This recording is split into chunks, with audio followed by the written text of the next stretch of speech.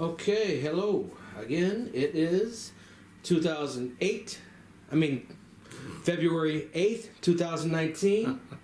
I'm Paul Power, bringing you Robert Nelson, and he's reading from his book, Keys, Love Letters from God. We are on number 65. And this one is called The Moment. There for a minute, I thought maybe I did some time traveling. Hope not. This is the moment.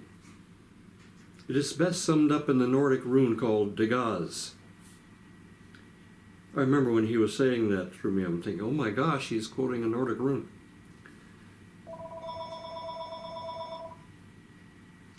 This rune marks the holy instant in which enlightenment takes place. For that is the moment in which it is allowed to take place. It marks the end of darkness of illusion or falsehood at reality's dawn.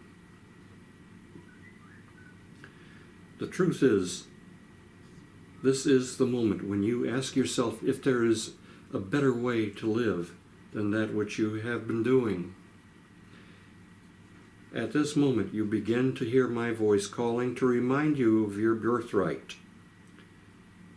Believe me when I promise you that whole empires and even principalities quake at this and begin to shatter at this holy instant. I'm going to read that again because I messed up and I'm sorry. Believe me when I promise you that whole empires and even principalities quake and begin to shatter at this holy instant. The false god of fear hears his death knell at this moment.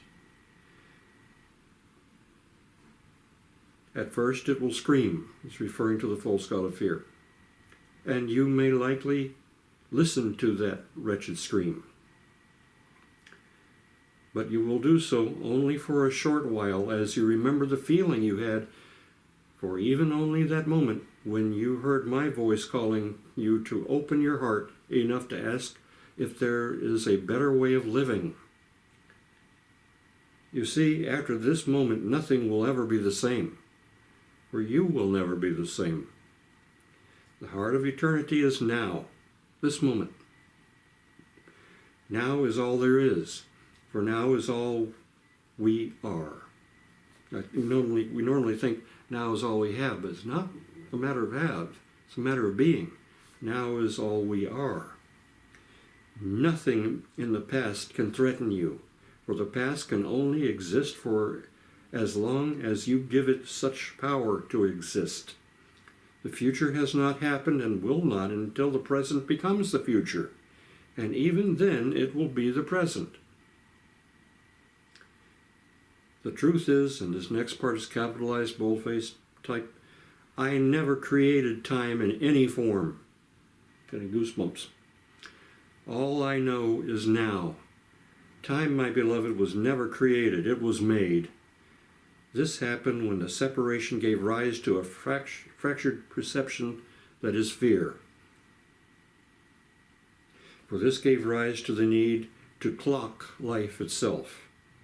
At that point is when the celebration of life ended as the division of existence into thirds began.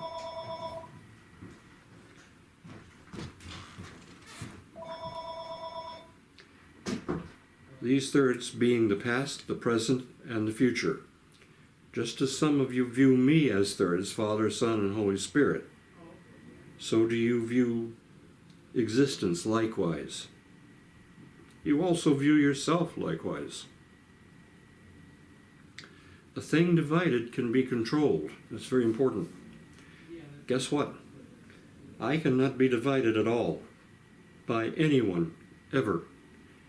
Neither can you, my beloved. That which can be controlled can then be used to control others. Guess what again? I cannot be controlled. Me you must accept unconditionally, for then you are doing the same for yourself and for one another.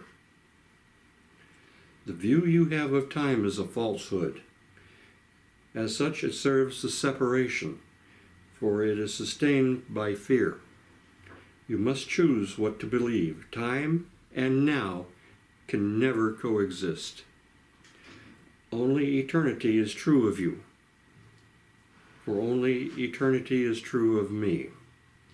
Therefore you need neither mourn the past nor dread the future, for then you will not be crucified in the present.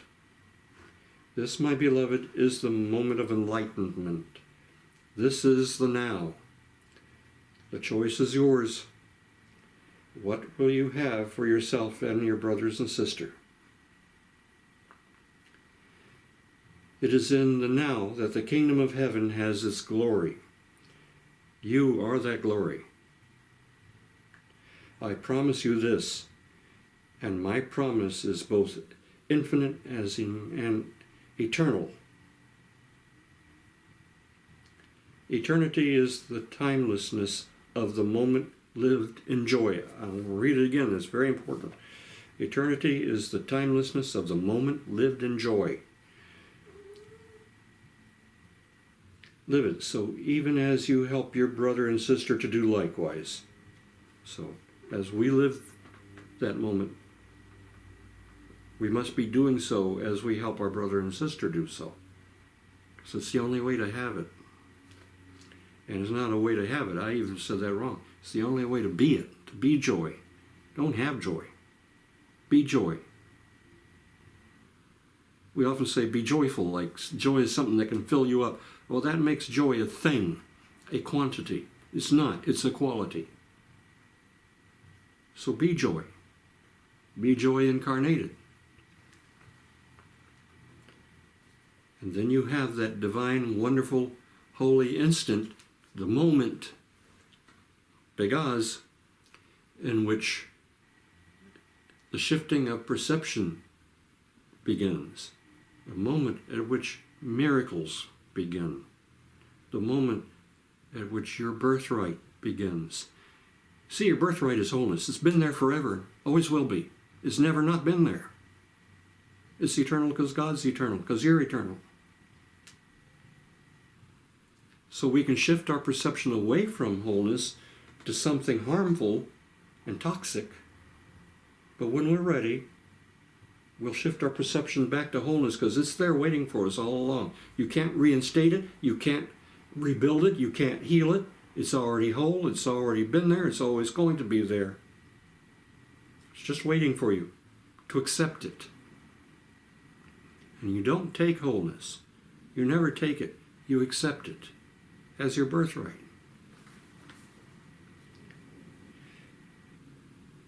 Forgive the past. Fear not the future. Fulfill the now, God.